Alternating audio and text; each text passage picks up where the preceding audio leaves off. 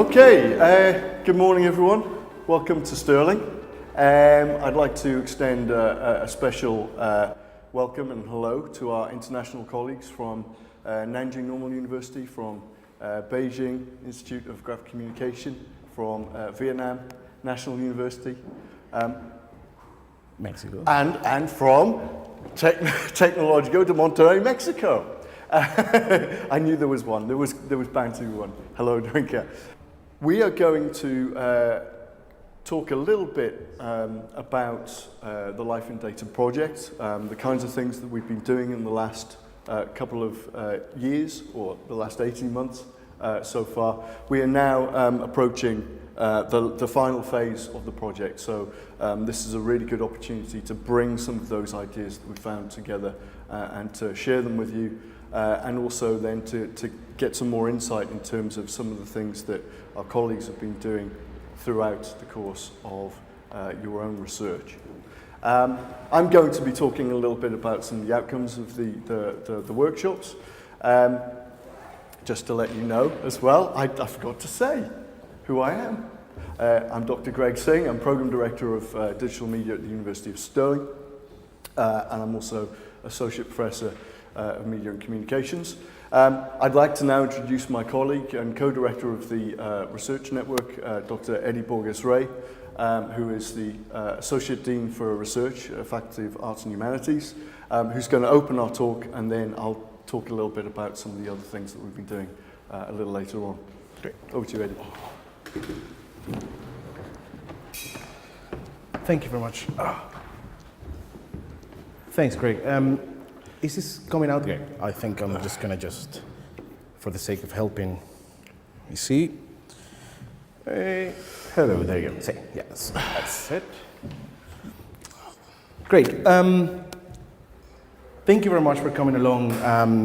This is the first of a series of public dissemination events that we have organized as part of the Life in Data project. So far, what we have been doing is a series of knowledge exchange activities where we are basically just bringing together people to discuss the really elusive and complex notion of data literacy. So what I will do now is explain a little bit about the context in which our project, welcome, basically just presenting the context in which our project is being shaped. And this data literacy in itself is a really interesting notion. My colleague Greg will talk about some sort of definition later as he progresses. But this is the name of the project. Is called Life in Data, Literacy, Openness, Education Policy, and Creative Data Innovation in Scotland. This is something that Greg and I started to talk nearly 4 years ago, when we started to find concerns around the ways in which data were used by a number of organizations, and how little users knew about the ways in which this data was being used. So we know so far that data is generated almost at every single stage of our everyday lives, from your Tesco, for instance, club car, all the way to credit cards, online e-commerce platforms, social media interactions, all the way to game boards, if you're any console, through CCTV, music. Even your wearable devices, your Fitbits, are generating constantly data that's being used for certain purposes. Every search, every browsing, activity that you generate on the internet is being recorded. And with the Internet of Things, now it presents really interesting opportunities and benefits, but also challenges. Conversational devices such as Siri or, for instance, Alexa are normally recording the interactions of human beings with these machines. But also, for instance, things such as these meters, heat, electricity and gas meters installed in your house. So this presents a really interesting set of challenges, because to one extent, you have there's some sort of direct financial transactions that have been there for a long time that now have become data, and that's, for instance, bank accounts and car purchases. But also through everyday interactions that happen in online platforms, for instance, communication records or social media posts, or what happens with your gaming consoles, everything that you do online has been also used. But also, more recently, different activities related to surveillance are also becoming a concern. In that sense, one of the things that we have seen is that data has been commodified predominantly. The way in which data has been approached quite regularly is as the new oil to be harvested, to be fostered. And we can see, from this chart that in social media interactions, activities online are generating huge economic and financial benefits to a few. But the way in which we wanted to approach data as part of this project was as, the infrastructure that surrounds, society at the moment. In that sense, everything seems to be mediated by and through data. So this some sort of data deluge, to me, started here. It was a time when the Group of Eight, it was 2013, the Group of Eight, the leaders of the industrialized and the most industrialized countries came up together and decided to create the Open Data Charter. To me, it was interesting that although there were really legitimate and interesting intentions in opening up governments and sharing data, access doesn't necessarily equate understanding or capacity to understand. So in that sense, we have seen how the agendas that have been put forward by governments predominantly focus on the idea of enhancing or increasing access to data to increase participation. But we have seen a gap there. The idea has been opening data with an emphasis on democratizing data, but the data inside, the intelligence that is necessarily to unravel and to understand such data is only available to a few. And to a few, I mean, perhaps statisticians, data scientists, computing scientists, a community of people that are relatively small in comparison to the rest. So in that sense, we have seen an emphasis and a predominance geared towards data being used to inform decision-making in corporations and governance. But we haven't actually seen yet data being used by communities, by individuals, by citizens in a way that is meaningful. So in that sense, we have some sort of model that we found interesting, where at the bottom of that pyramid, we locate data awareness as the most essential element. As you raise data awareness, then you can actually just climb that pyramid all the way to wisdom. There are issues with this that my colleague Greg will highlight later. But what is data? Now, you might argue that data is only, for instance, this non-SQL database, or for instance, a chart or a graphic. And indeed, that is data. Data and understanding data and being able to decode the data requires certain degree of numeracy, requires certain degree of statistical competences. And the way in which we see this is as some sort of more instrumental approach to understanding data. But really, for us, the critical angle here is understanding data within a social context, to understand the ways in which data is being mediated and the impact that has not only in our relationships with each other, but also in the ways in which our lives are set. So in this sense, for instance, for us it's a concern to understand things such as these, the so-called filter bubbles that nowadays academia are challenging as not existent. But it is undeniable that social media algorithms are somehow making decisions about what information do we consume, what information can we reach. So with that in mind, we decided to put together this project. This project is a 2-year project funded by the Royal Society of Edinburgh.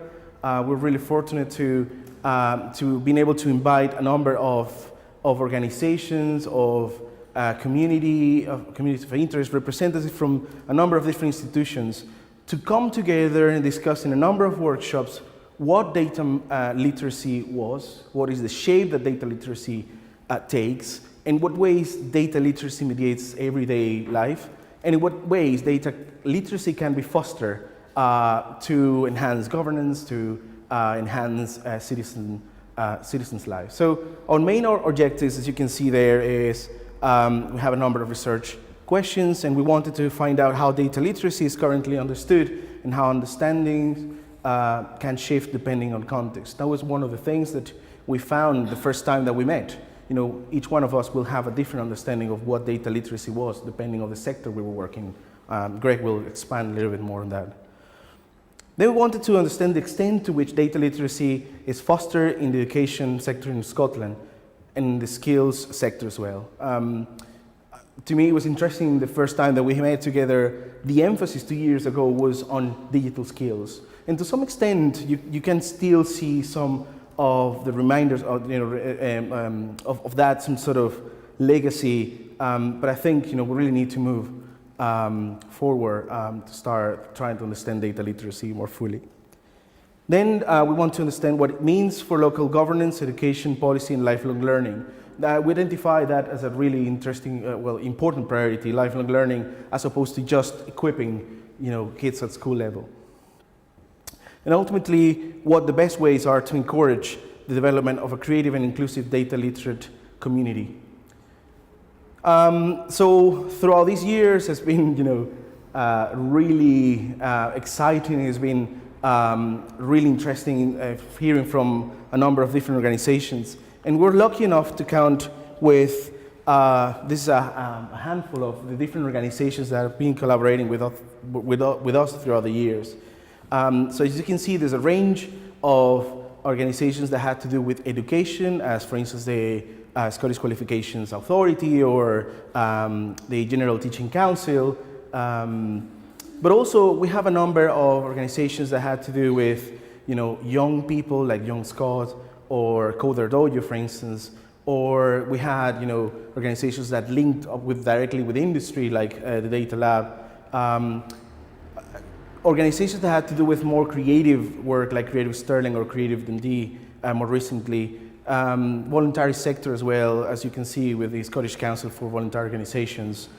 And finally, we're being fortunate to also have Wikimedia UK as part of our allies on this some sort of crusade that we have started 2 years ago. So I will hand over to my colleague Greg Singh now, who's going to continue telling you a little bit more about what we have found out, the findings and results of each one of the workshops. And I think that's going to be really beefy and interesting. Well, I hope it'll be really beefy and interesting. I am carrying a cold, by the way, so if you need me to speak up, please do say so. So, as Eddie described, we worked with our network partners on a number of activities relating to knowledge exchange and set up a number of knowledge exchange workshops. And these addressed gradually, so these were emergent research questions that came out of our discussions with our network and also with some of the advisors that we went to over the course of the last few years. And each of these knowledge exchange workshops asked a specific question around a theme. So the first one, mapping data life, how can we better embed data literacy within the open data strategies of Scottish cities? The second, 1.5, I'll get to 1.5 and why it's called 1.5 in a second. Mapping data literacy, so how can we define data literacy for multiple and sector-specific contexts? KE2, uncovering data awareness. What are the minimum competencies or knowledge bases necessary for citizens to engage with data in everyday life? Knowledge exchange 3, big ideas from small cities. how can data literacy enhance our understanding of the places we live in and our sense of community and belonging. And finally, our final knowledge exchange workshop for this phase of the project, Bringing Data to Earth, which took place in Dundee just on Monday. How do we better raise awareness of data and its role in engagement, particularly in public environments, particularly in public administration environments? So, as you can see, these questions aren't really associated exclusively with data and what data is about. It's about how data governs and in some senses shapes our relationships between each other, within our communities, with institutions, within environments that are very much social contexts rather than just technical contexts. Although, of course, technical contexts are really quite important, as we'll see. So, for our first workshop, we brought together a number of representatives from the Scottish Cities Alliance and from local authorities around Scotland to discuss and to talk about some of the ongoing strategies around open data in Scotland. And this took place in March of 2017. And we put together a number of international case studies that would help us to kind of think about where we could head in the future and how we could connect what the current strategy was at the time in Scottish cities and what other cities were doing around the world and how advanced they were and what the best practices were. So the first one was on open data policy from the City of Helsinki Urban Facts Initiative. So Tanya Lahti from the Helsinki municipal government spoke to us via Skype about some of the things that they've been doing. Now, Helsinki, of course, has a very long tradition of records management, record keeping, meticulously so. So they've survived wars, they've survived invasions, they've survived all sorts of things, right from the medieval period right the way through to contemporary times, where they have managed to keep the municipal records. And all of that stuff has been digitized, all of that stuff is meticulously kept as part of their archives. And they were really advanced in terms of thinking about how an open data strategy could work to enhance well-being, enterprise and public administration policy. The first kind of real steps for that were made in 2009. So it's a very early adopter of these kinds of policies. And they put together Helsinki InfoShare.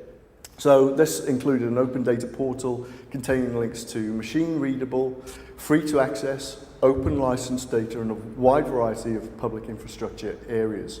And this included, things from transport to health to traffic updates to urban planning. There were all sorts of areas around public infrastructure and administration. Another really good case study, and this is where we really found that those knowledge exchange workshops were going to work. We knew they were going to work because we learned so much from the discussions that came about following these presentations. This one was a really interesting one. Brett Goldstein, who's Chicago Harris University, was the first City of Chicago Open Data Officer. And he set up, almost single-handedly, literally in a room with 3 computers, set up Chicago's open data portal. Again, an early adopter. I think it was around about 2010 or 11, if memory serves. He started working on that. And he's from a policing background, but also from a data science background. So he brought the 2 insights from his career, from his twin career together to kind of build this technology. So his whole approach was around how do we build an open data infrastructure, and then how do we make it sustainable and resilient? So he started out with crime data via a searchable database to data portal for freedom of information access requests. around all sorts of areas associated with buildings, police and procurement. So starting out with crime data and then moving into wider areas of public administration. And there were three headlines really that he wanted to kind of put forward here, which were really important, which, as we'll see in later knowledge exchange workshops, actually became quite important and something that perhaps we can talk about later on in our presentations for today. The first is integration. So how do we best integrate the systems together so that systems are talking with one another, so that we can have a proper, workable, working open data portal. The other one is standardization. So how do we make a standardized data implementation so that we can have lots of different data sets coming together that could actually talk with one another and that we understood what the protocols were, what the standards are, so that we can kind of use this data in a meaningful way. And the other one is around automation. So, you know, the power of data to automate processes and administration. So those were the key kind of headlines that came out of Brett's talk. And then we had a third talk from Scottish Cities Alliance, so Stephen Revell, who was at the time heading up some of the open data strategy for the Scottish Cities Alliance. And he was talking about smart cities. So again, this notion of automation and how data can kind of give insight into, you know, how cities work, but also how data can then help to automate some of the processes in the cities that we live. And he talked again about data standards and trying to kind of find and then build a data standard that could be shared throughout all 7 Scottish cities, and also capacity building. So that's where Scottish Cities Alliance were at that time in March 2017. Things have since moved on quite substantially, I hope, and maybe we can hear a little bit more about that later on today. Okay, so we had that knowledge exchange workshop. Really interesting insights.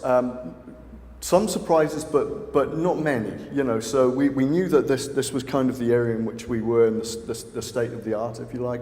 But also, right, how do we go forward? One of the things that came out of that was, well, we couldn't really agree on what data literacy is. Okay, so a working definition of data literacy. How do we get to that point before we can move on to ask the real questions that we want to ask?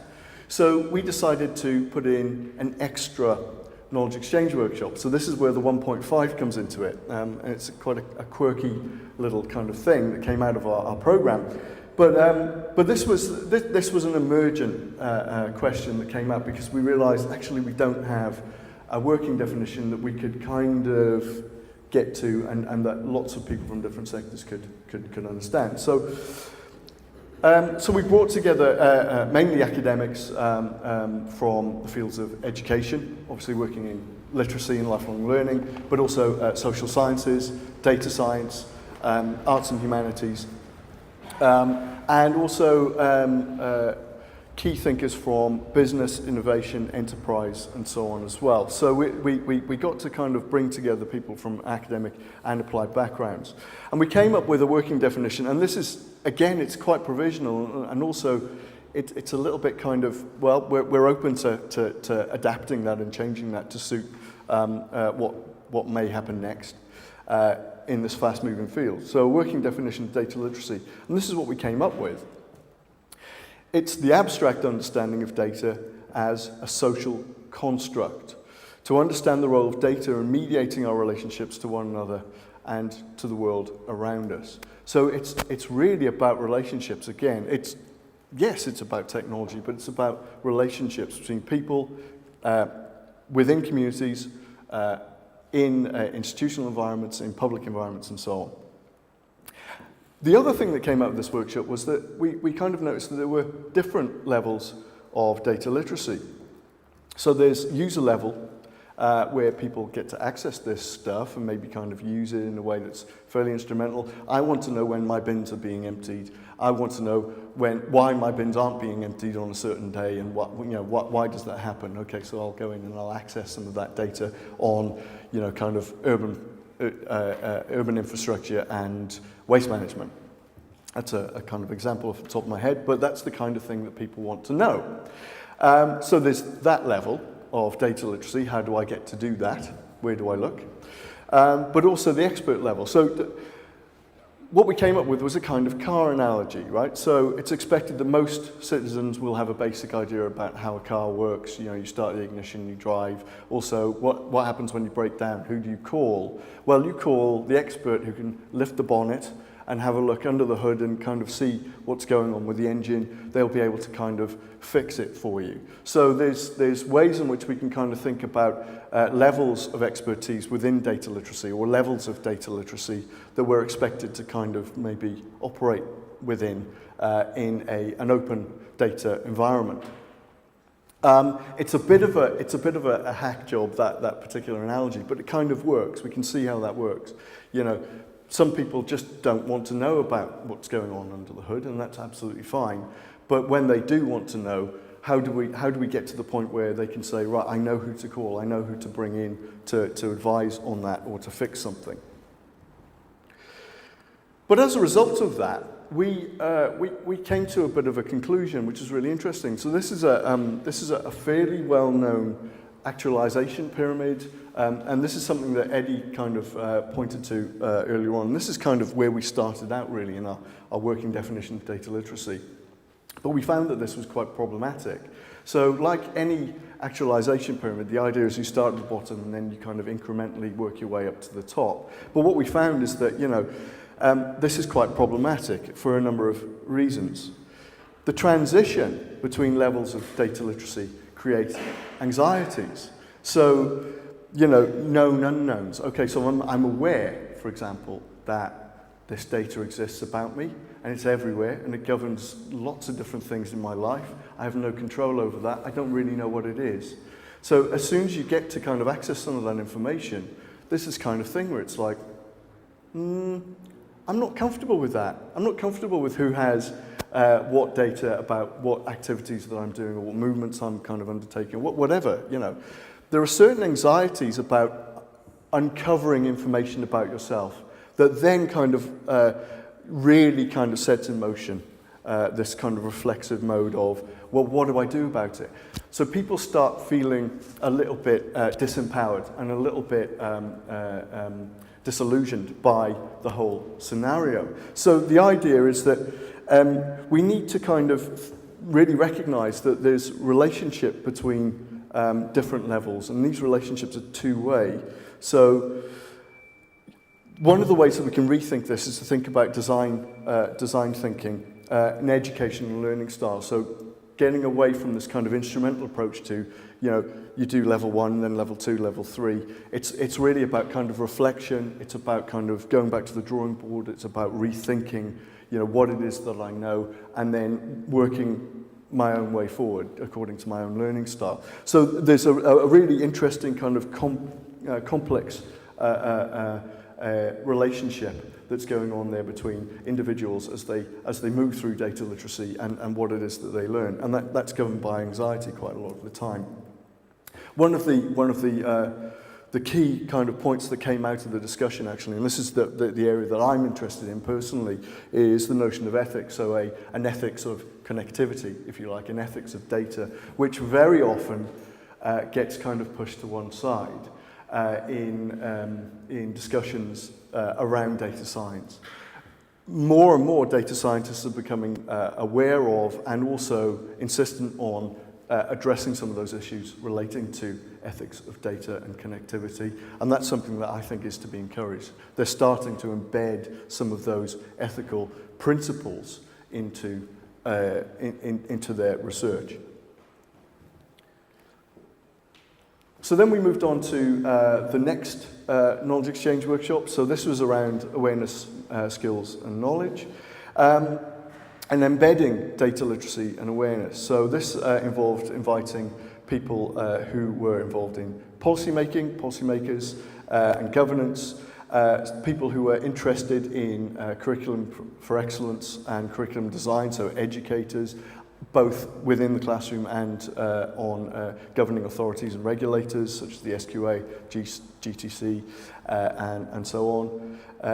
And also people who are interested in more civic notions of knowledge acquisition. So not just official curriculum design, but also lifelong learning context and community education and community arts and things like that.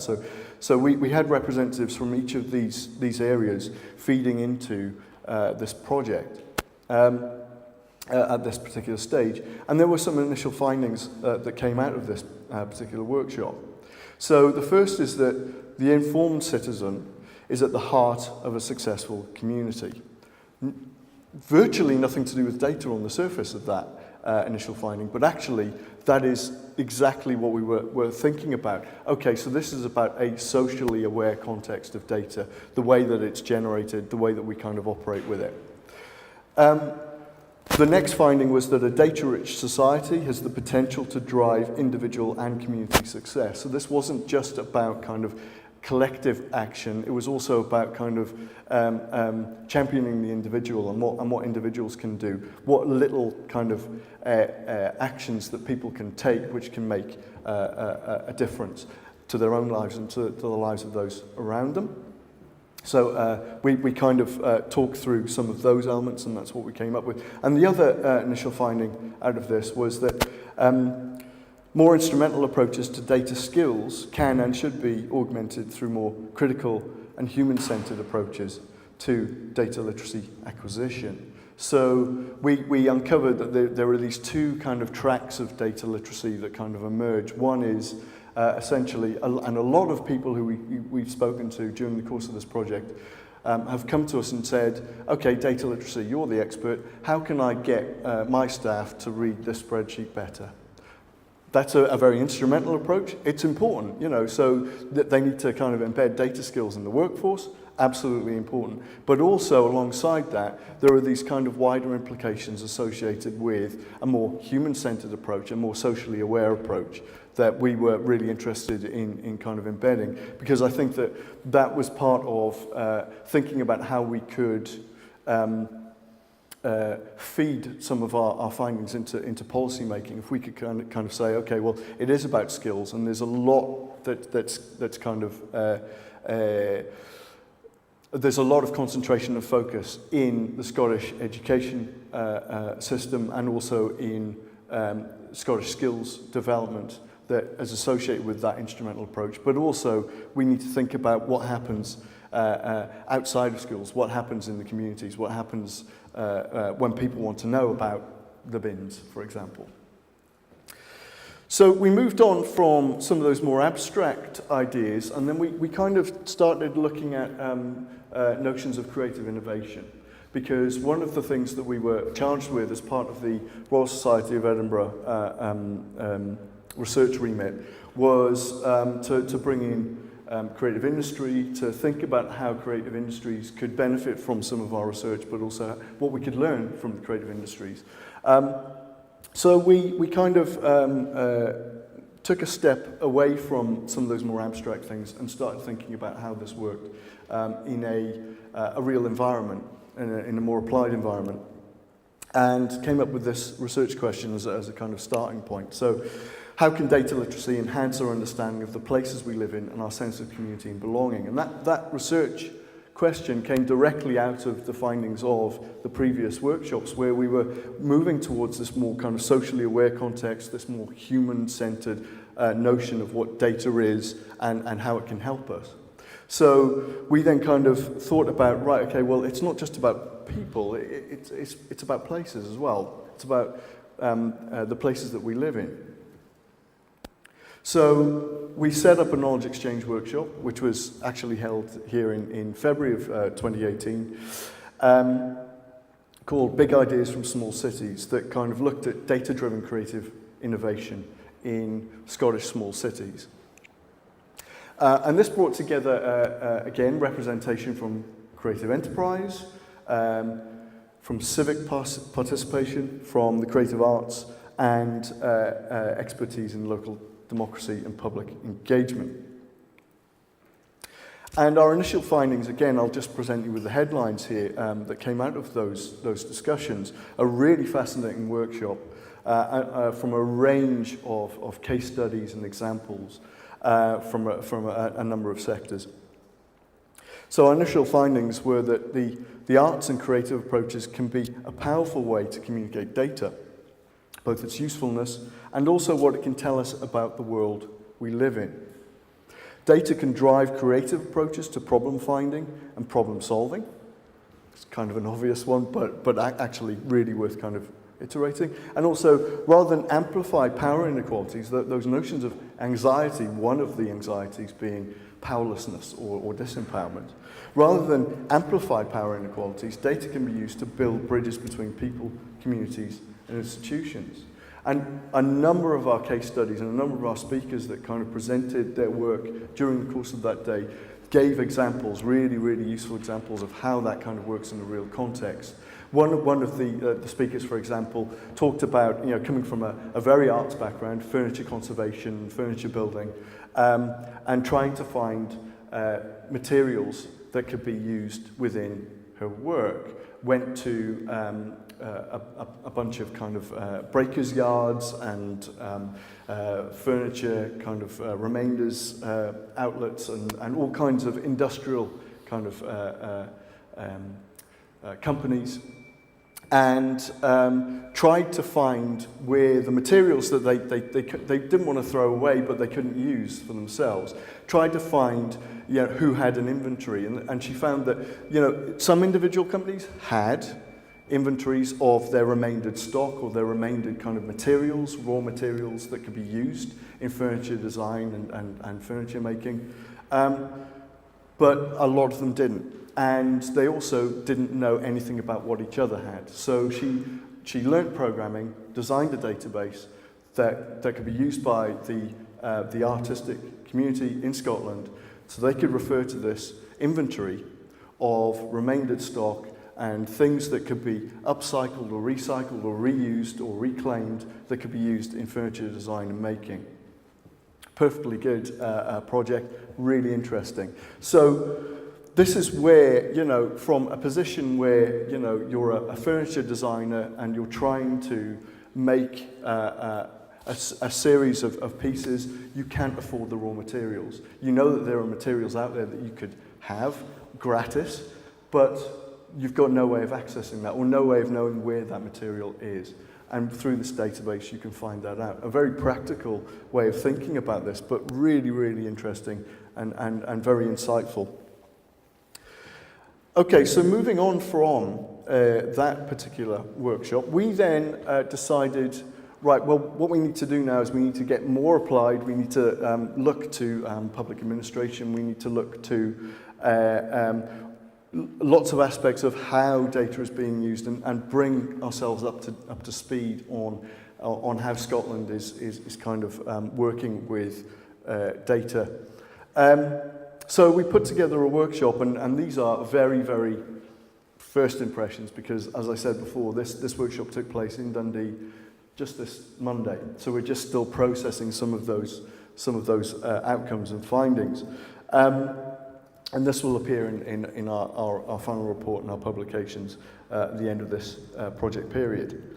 What we were looking for was multi-sectoral insight into these applied contexts, so thinking about how this works within public engagement, public administration, and civic society. So our main kind of focus was on local participation, creative industries, and data civics, and there were 4 case studies that were presented on Monday. So one was around participatory budgeting and service design. There was another from Fife Council relating to gender, data and inequality or equality. There was a case study on creative industries and placemaking, so again kind of referring to this notion of our understanding of place and how data can help us to understand some of those issues. And then the final case study, which was a bit of a left field thing, but I think worked really well and received lots of very, very positive remarks, was around sports, leisure and recreation. And it was presented from a very kind of personal perspective, but kind of worked to kind of get us thinking about how data is used and understood in those sectors. So some of the questions arising from our discussion included, how do we better engage people in participatory processes and action? What lessons can we learn from best practice in very different areas of open knowledge? So in what ways can areas learn from each other through this kind of knowledge exchange process? And how do we better raise awareness of data and its role in engagement? So those are the three kind of headline questions that kept being discussed in relation to our case studies.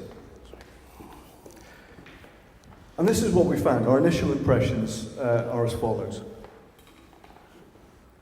So there was an emphasis on the importance of finding a common language, and this is something that we've often heard time and again when we've discussed various aspects of data with our project partners, but also with people that we've consulted with. The importance of finding a common language, that comes up quite a lot. And finding a story that connects people. So it's about kind of connecting people through a common language which we can understand. So it's not technical language, it's language that people can understand easily. It's not academies, if you like. You know, I'm really guilty of doing that sometimes. It's not about that, it's about ordinary language. And also finding a story that connects people. Why? What's the purpose behind, you know, kind of improving data literacy in public life? Also, open strategy. Sometimes it's really best to go in a discussion with no agenda, because we seem to think that we know all the answers. And again, this is something that's come up quite often during the course of our initial project. I don't want to speak for Eddie here, but we have spoken about this before, and very often what we find is that we come out of a knowledge exchange workshop, each one of these, and it's kind of, wow, I learned so much. It's incredible, right? And Eddie's nodding this, so I think we're on the same page. And that's really important. So we go in with initial research questions. We always go in with something we want to find out, but we always end up finding out so much more, and things which kind of are very outside of our expectations. And that's really important, okay? One of the things that came out of the discussion on participatory budgeting, for example, was that, you know, local authorities have reporting mechanisms. They're responsible for budgets. They have to deal with all of that stuff. So, you know, it's very difficult to then sell the idea of, no, we're just going to go in a room with people and listen to them and ask them what they want or what they need. That's a very difficult sell within that particular kind of institutional environment. But what we're finding more and more is that local authorities and institutions like that are becoming more open to those open approaches, not going in with a fixed agenda, but kind of going in with the idea that we can help people, and that's a really positive step, and that comes out of engagement with the public, but also engagement with the public using data, using data sets. Don't be afraid of numbers. So this comes out of this notion of anxiety. Lots of people have lots of anxiety about, you know, those streams of data, those spreadsheets, and being able to kind of read them. Well, you know, let's not be afraid of the numbers. Let's kind of work out a way in which we can kind of teach people to kind of use them. But also, don't be afraid of long-form descriptive data. Okay, so data isn't just numbers. It can be a very rich, kind of very deep level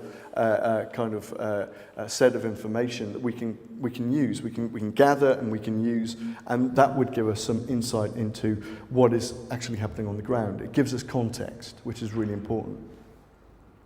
And also being mindful of socially aware context of data in a more general sense, and where data can aid impact and make a difference. So those are our initial thoughts on that particular workshop that took place in Dundee on Monday. So altogether, we've covered quite a lot of ground. I think that we've come up with some really interesting questions, additional questions that we want to ask. And this is something that we want to kind of take forward in a wider context, and not just in relation to Scotland, but also the UK initially, but also as well with our international colleagues. So we have I can't read that. I don't know whether it makes sense or not, but our colleagues from China might be able to make out what that is. That's life and data in Chinese script, I think. We've been told reliably. Okay, so that's our initial presentation on our findings so far. We would like to invite you now to ask us any questions that you have, or any thoughts or comments or suggestions. And I think Eddie and I would be more than happy to discuss those. How do you think that discussion has changed over the course of the project? It's a good question. One of the things that I think has emerged recently out of GDPR is a general awareness that all of this data is quite sensitive a lot of the time. So for institutions, for public bodies and organizations, publicly funded organizations in particular, they have a responsibility. They always did, okay? And that's the thing. One of the things that always occurs to me is that GDPR just kind of puts that into a form that people can understand, and that is people are looking at this. There is a regulator that looks at this, the ICO, and if you're found wanting in terms of data protection, you will be fined. And it's being enforced. So it's really a strengthening of data protection laws, and that has had people kind of in a lot of panic mode, a lot of anxiety around that, and also risk aversion. So the kind of default position that I found anyway with institutions, and this is something that isn't just the institution I work for, it's HEIs all over the country, it's all kinds of organizations, they are in panic mode because you have that kind of initial data awareness, if you like, and then there's this kind of thing about information. We have all of this information on people we didn't know we had, and now we know, and now the ICO might know. So we need to kind of do something about that. So there's a real sense that this is on the agenda, and that's changed things completely. Even though the laws haven't changed that much, it's just enforceable now. What I found anyway is that that has kind of changed the context, and it's changed the game a little bit. To me, I think there's a really interesting mismatch that's emerging as certain organizations and institutions are trying to push forward for more participatory citizenship or citizenry, but at the same time are risk averse, as Greg was saying. So, there's this idea of, yes, we want you to participate, to challenge or to comment on the decisions that we're making, but at the same time, people are not able to or equipped to, or they don't have the tools. Most of the people, there are obviously people that are capable, more than capable than that, but most of the citizens are not really equipped to understand the ways in which the data has been used for informing certain decisions. So to me, the interesting part of, especially when people from Helsinki, when presenting their research, their platforms, is that they had discussions that formerly happened in closed committees that were open through platforms for people to actually be online platforms, go and comment and participate in the discussions that will then shift the ways in which those discussions will happen in behind closed doors normally. So that's, to me, is the power of data literacy. If you can really create citizens, or foster citizens, or enable citizens in a way that they can understand the ways in which data can be used. Understanding things that, for instance, emerged in our last workshop. I think you were there. It was interesting to see, for instance, when we were having discussions about the ways in which data can create inequalities in terms of gender. Things that we are not really considering when we really fuse data sets, and then we see, well, yes, there's a gender gap between males and females, but when it comes to different demographics or different ethnicities within the female gender, there are other types of inequalities and other types of gaps that we are not really fully aware, and therefore we're not really kind of engaging with. So to me, it was really interesting to see that data can provide a picture that perhaps is outside the context of discussion, or perhaps if you have more data, then you can gain further insight, which is interesting. So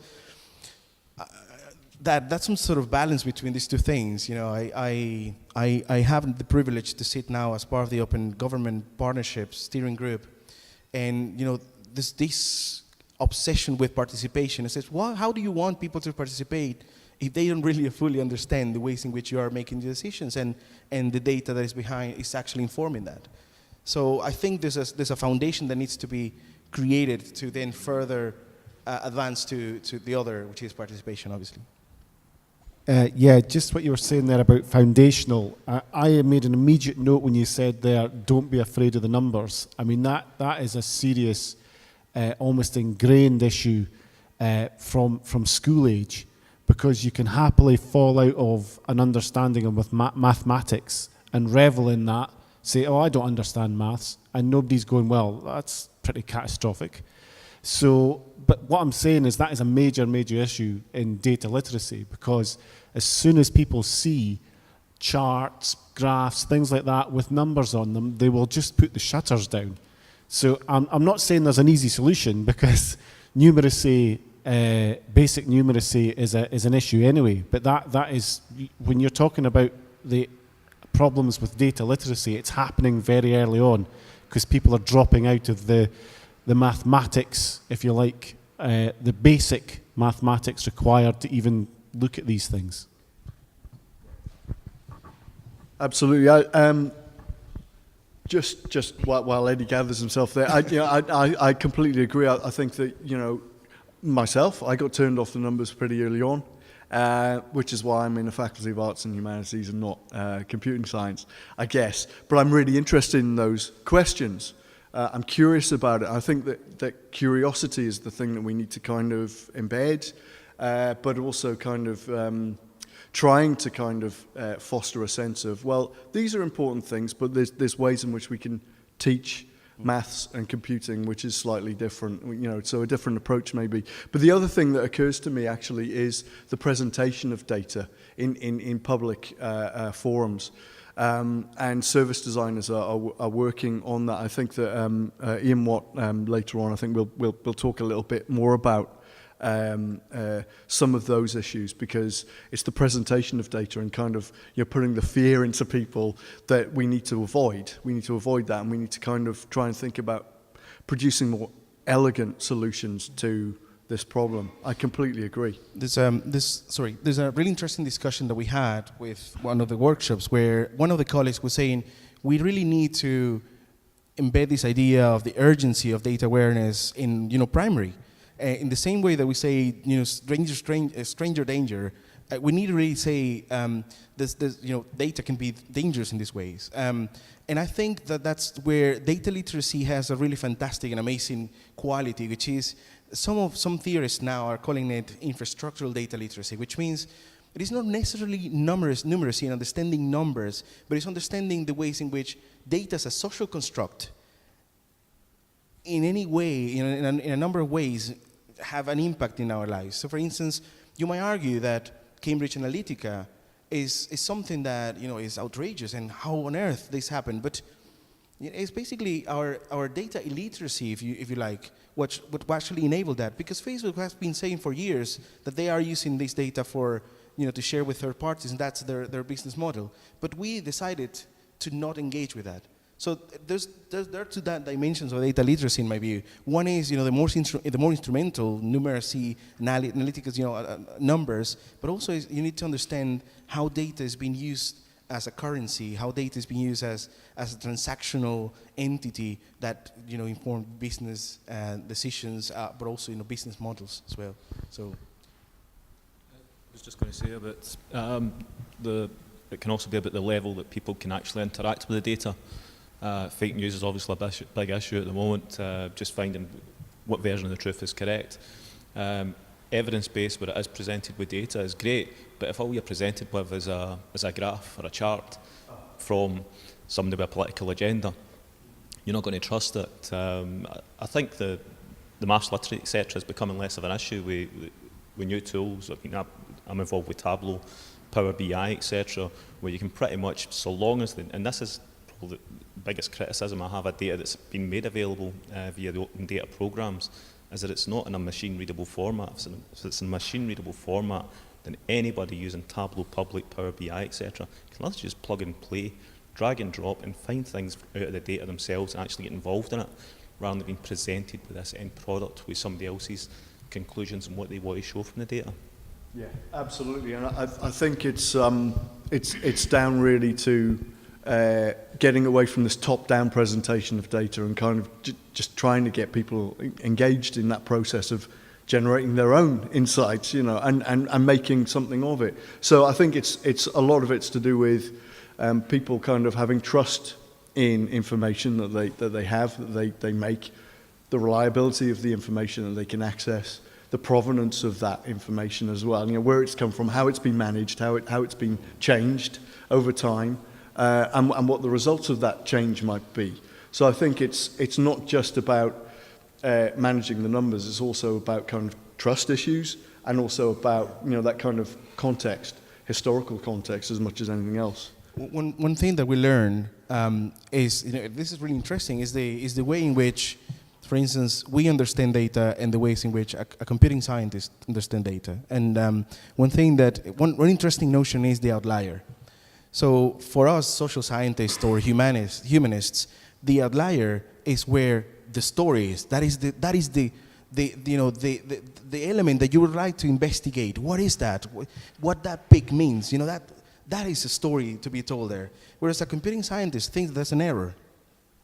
You know, after, you know, a model of I don't know how many simulations, well, that should be an error, and then it's discarded. So to me, you know, there's a lot of discussions to be had between, you know, different disciplines. But, you know, going back to the idea of the instrumental handling of data, but what Greg was saying, to me, one of the key essential questions that always is missed is, okay, so you download this data set, but you should be able to query also the statisticians who put that data set together. So what is your sample? Where is the population? Can I understand the arithmetics, you know, the equations that you have? How did you put this data together? You know, so that you can actually really make sense of that. Otherwise, you know, you're assuming that this is a numeric fact, and that is probably something that you need to challenge as well. Yeah, absolutely, and this comes down to as well that initial kind of insight about, you know, the kind of different levels of expertise, you know. So we don't expect that everybody's going to be a computing scientist. Why would we do that, you know? But at the same time, we acknowledge that computing science is absolutely needed for some of those very, very deep learning experiences that we need, and also to know who to go to. You know, if we need advice or help, or we need that expertise, you know, we need those.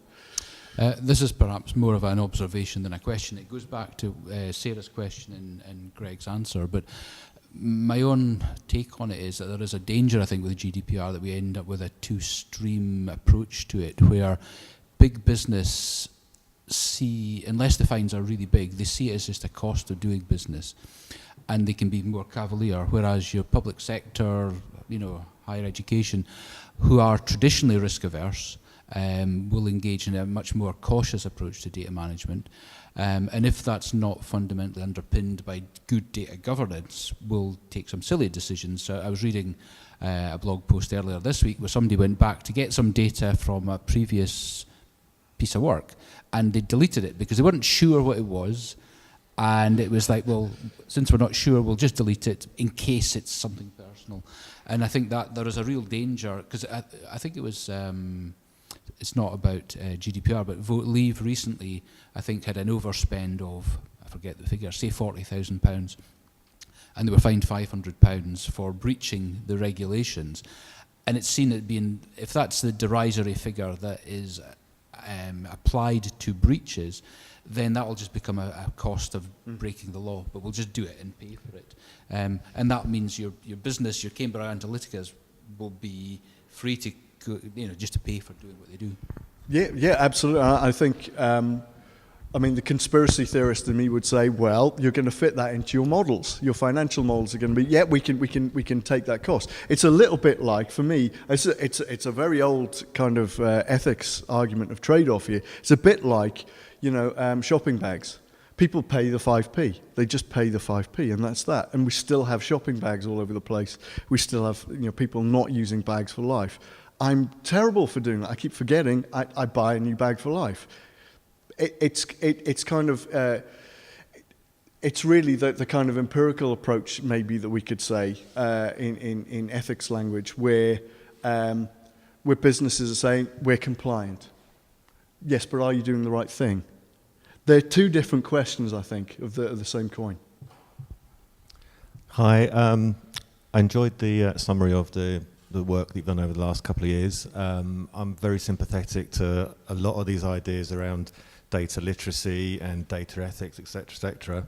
I had a couple of comments. I wanted to start with this idea that that data's all the same, and it seems to me that there are lots of different types of data out there, data that originates from social media or from a public service administrative data sets, etc., etc. And data literacy to one person is completely different to another. So recently somebody showed me some algorithms around some artificial intelligence. For me, it could have been another foreign language. I just did not know what I was looking at, yet I see myself as relatively data savvy. So this is a conundrum, I think, that we have to challenge around data literacy. So I'm very sympathetic to these ideas about building into schooling and mathematics and all these things. But in some parts, data literacy is much more complicated. So, for example, if you're a public policy official and you have to work with data and use it to influence your public policy and service delivery, you might require a different level of data literacy than somebody else. And I think I was thinking there about my parents and my aunts and uncles and what they might think if I started to talk to them about data literacy. I had some other comments here which I wrote them down and I thought, they sound too negative. So, but perhaps they're really challenges. And so, for example, here, one that's already been mentioned, which is about fake news. And I think the problem with fake news is that a lot of it presents data. So we have these kind of, how many millions of pounds is lost to the EU in the Brexit debates, 350 million pounds a day or something, whatever it was. So it's this old thing of lies, damn lies, and statistics. And I think for the ordinary person, but for some of us, we lose trust in the way that data is presented. We also have all these data breaches that have been mentioned. Again, we lose trust, and we're going to see more and more of those, I think, with GDPR. I mean, they're occurring daily now. So I think, again, this is a challenge for people who are trying to promote data literacy, because this is a forces going in the other direction.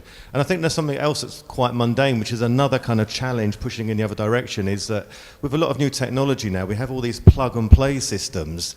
We don't need to know how they work. We don't want to know how they work. I have no idea how my iPhone works. I know it has huge data exhaust, pumping out loads of data, and bits and pieces I do know, but on the whole, it's plug and play. I just want to use it, and that goes for all of us. So there's some really fundamental challenges here that are kind of working against this drive towards data literacy, and that maybe sounded a little bit more negative than I meant it. But GDPR is the General Data Protection General Data Protection Regulation. It came into effect. It was something driven by Europe and came into effect quite recently, and everyone is just panicking around that because it's basically just managing the ways in which data is being used within organizations and managed and shared. So just for you to kind of be aware of that. Can I just briefly say something to what completely agree. I don't know if Greg mentioned this, the car analogy. Yes, so that was one of the things that we found really interesting, was that, well, there are also different levels of data literacy and also different kind of needs. You don't really need to know data science. You can always reach for an expert in the same way as a mechanic will fix your car. In that sense, we've been trying to think around the idea of, and this model exists already in the world in different countries, the idea of the data champion or the data ambassador or a data ombudsman, if you like. Someone who represents the interest of the people, and if they are required, they are the experts that people can reach out and say, can you help me understand my electricity bill? Because I really need to know whether this other option is cheaper. So, in Australia, the government has provided a list of data champions that are available for people. you look for your community, and the people that is close, the person that's close to your community, you go and talk to them. And there are really interesting cases of data communities in indigenous nations in Canada or New Zealand. It's basically just people enabled and equipped with data skills that help people to challenge those ways in which data are being used. So that's a really interesting project that we would like to follow up later. Hello, it was interesting to hear about the case studies, and it'd be interesting to hear more, but my question is, did the project and the workshop engage with people who could be said to be against data in some way? So for example, a couple of years ago, the Scottish Government tried to turn the NHS database into an ID database, and groups like Open Rights Groups sort of led the charge against that. Well, when we started with this project, we thought, wrongly, that the first stage was going and talk to representatives within local authorities and the government. So how do we enable, how do we do this? And then as we started to go and, and engage with different authorities, different communities of interest, we found out that we really need to engage, bottom up. We really need to, that was the only way in which the idea of data literacy will really kind of have an effect in policy making. So we started to try to approach, communities and make it open to everyone. But I completely, agree. We haven't actually seen people being really reluctant to data, as opposed to, people that are curious about the ways in which, data literacy can enable things.